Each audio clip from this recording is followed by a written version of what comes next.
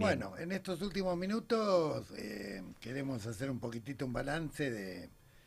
Hoy se reapareció públicamente, si bien siempre estuvo en actividad, Pablo Moyano. Pablo Moyano no es solamente el secretario adjunto de Camioneros o el vicepresidente de la Federación Internacional del Transporte, ha sido uno de los tres integrantes de la CGT hasta el 2024, en que renunció, pegó un portazo en disconformidad con la estrategia dialoguista que fue fracasada, evidentemente, a luz vista del proyecto que el gobierno está presentando, digamos, ahora en el Parlamento.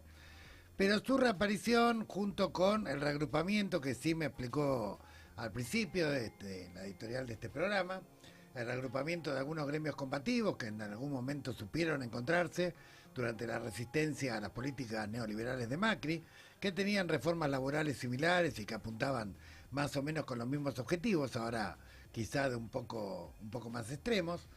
De a poquito se va reanimando el movimiento sindical, de a poco se va reanimando el movimiento obrero.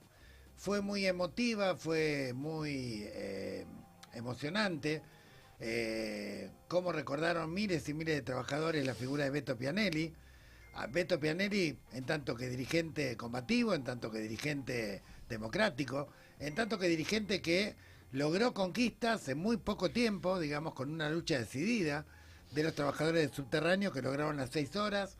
Sus últimos años lo encontró luchando contra el asbesto, un material cancerígeno que estaba en vagones que había comprado al Ayuntamiento de Madrid, del gobierno de la Ciudad de Buenos Aires, del cual nosotros cuando estuvimos en la legislatura también hicimos una denuncia penal. Pero bueno, lo más importante es que esta necesidad de dirigentes que expresen consecuentemente a los trabajadores es algo que vimos claramente en las redes, que vimos en los medios, que vimos en el velatorio del querido compañero Beto Pianelli. Y por eso cada vez que algún compañero de alguna manera retorna, vuelve o a ganar protagonismo en la calle, que tuvo que ver con la resistencia, que tuvo que ver con la lucha, obviamente nos produce una gran alegría, como también nos produce una gran alegría que los jóvenes estén resistiendo fuertemente, digamos, a la minera San Jorge y a los proyectos extractivistas en Mendoza. También nos da gran alegría que el movimiento obrero en Tierra del Fuego esté preparando un plan de lucha contra la intervención fraudulenta del puerto para birlar la soberanía de Milei junto con el Comando Sur.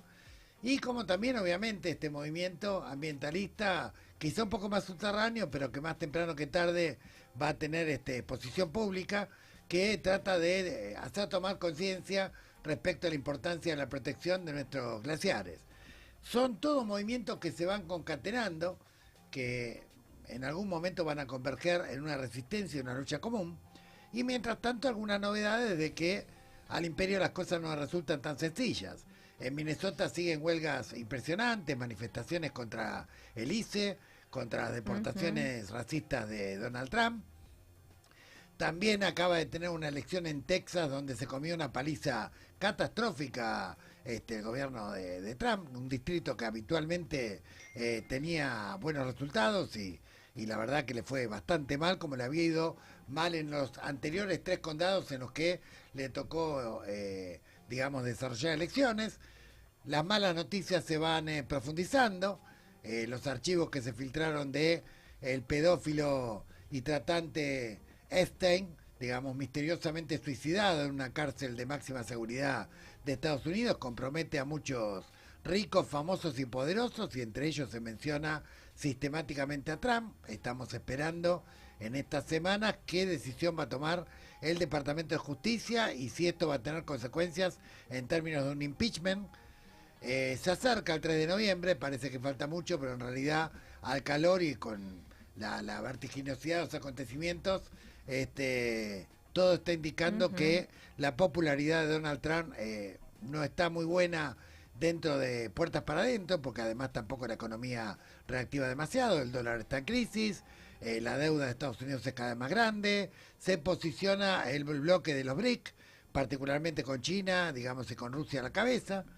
Y esto es un gran problema para alguien como Milei, que ha puesto todo el destino de nuestra patria y de su gobierno a la suerte del Departamento del Tesoro, conducido por Trump, y de multinacionales o mega multinacionales como BlackRock o JP Morgan, que en cuanto, digamos, le corran el vaquito medio milímetro, obviamente este esquema macroeconómico se cae por los aires.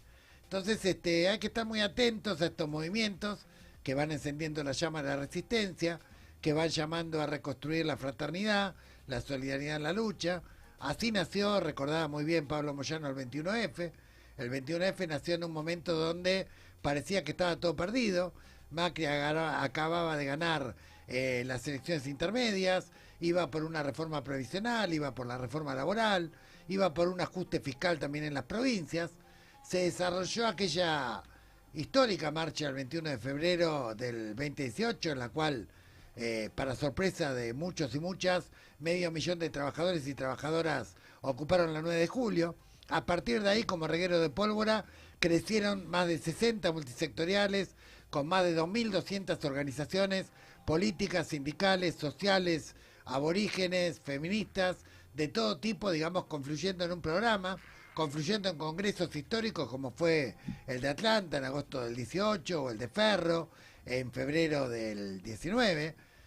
Esos 4 paros generales, 2 oficiales y 2 que generó la propia articulación del 21F, Frente Sindical, las 2 CTA, la Corriente Federal, que lograron, digamos, garantizar de alguna manera, mantener viva la combatividad y resistencia al movimiento obrero. Bueno, fueron el camino que prepararon la derrota catastrófica de Macri cuando pretendió, digamos, ir por la reelección.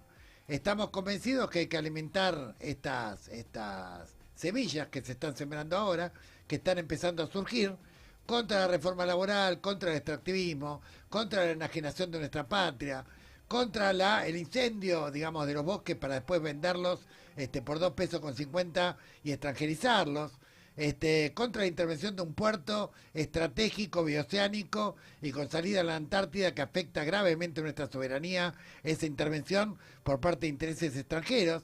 Me parece que está llegando la hora de empezar a articular por abajo todos estos movimientos de resistencia y aprender un poco de la experiencia que la historia nos enseña, ¿no? La experiencia de la falda, la experiencia de Huerta Grande, de la resistencia peronista, ¿por qué no la del 21F? Y me parece que estamos en las puertas de empezar a recrear esas experiencias.